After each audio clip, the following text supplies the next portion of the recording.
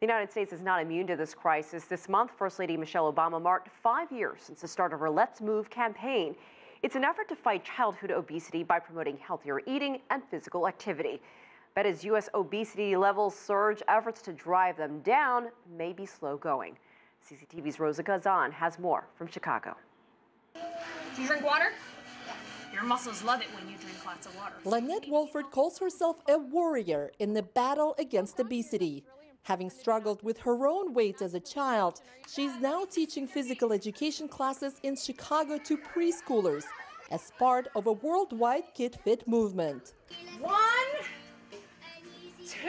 Her goal is to prevent obesity before it even begins, and she believes in starting with children as young as 2. We don't want to unlearn bad habits, so we want to teach them healthy habits from day one. So you want to teach them from the day that they can walk. Her urgency is warranted. The Center for Disease Control and Prevention says in the past 30 years, obesity in the United States has more than doubled in children and quadrupled in adolescents.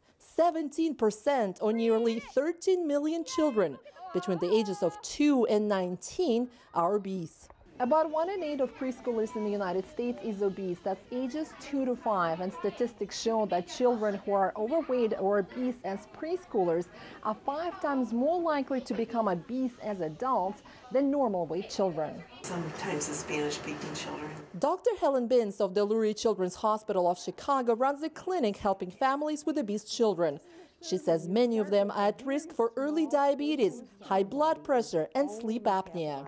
They may start to lay down more fat around the arterial walls, and this is the start of chronic cardiovascular disease. A quarter of our children we see who are 2 to 5 already have elevated liver enzymes indicating fat infiltration into the liver. Bin says the list of factors contributing to the obesity epidemic sweeping the nation is long. There's less walking to school. There's more driving. There's less physical activity. Portion sizes that are reported on the food labels. Now what was a small portion size, typical 30 years ago, is now this big. And Bin says the responsibility first and foremost lies with parents. In order for children to eat more fruits and vegetables, somebody's got to buy them. Somebody's got to eat them. They got to serve them. Vegetables, organic. I feel like it's healthier. That's exactly what Ophelia Castillo started doing for her 2 daughters about a year ago. After realizing her oldest daughter, Erica, struggled to keep off weight despite being involved in sports at school. I try to do home-cooked meals all the time when we go grocery shopping. Kids will be kids. They want to throw in all kinds of junk and this and that.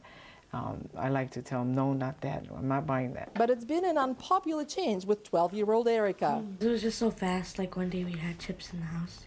Next day we didn't. Right. One day we went out to McDonald's and the next day we had home-cooked meals. The government says childhood obesity is highest among children in families with low incomes. They're trying to stretch that dollar, and they tend to buy foods that are less healthy, so they buy lots of prepackaged processed foods. Health experts say the battle for the American waistline could mean a long road ahead. Rosa Kazan, CCTV, Chicago.